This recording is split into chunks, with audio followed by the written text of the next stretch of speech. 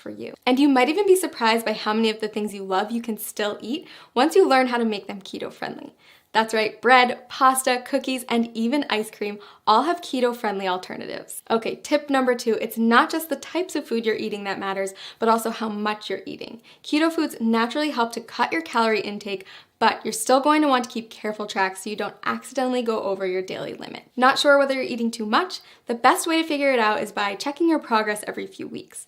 If you're not getting the results you're looking for, consider adjusting your daily calorie limit accordingly. Remember that whole rule about high fat, low carb, moderate protein?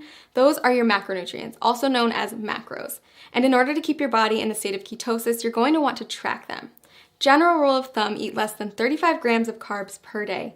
Get 70% of your calories from fat and 25% from protein. Okay, last but not least, prepare for the keto flu. When you first cut back on carbs, your body might experience some changes, and some people experience what's been nicknamed the keto flu. But don't worry, it's not actually the flu, just a term for some temporary symptoms like fatigue or mental fogginess. The keto flu is generally short-lived, and if you're as committed as I think you are, you won't let it stand in the way of the tremendous success you're going to see in just a few weeks. Plus, you can prepare for it ahead of time in order to lessen your chance of experiencing those symptoms. Drink more water, increase your sodium, potassium, and magnesium intake, and make sure to eat more high-quality fat like MCTs. Okay, so those are our 3 pieces of advice to make sure you get the most out of the journey you're about to take.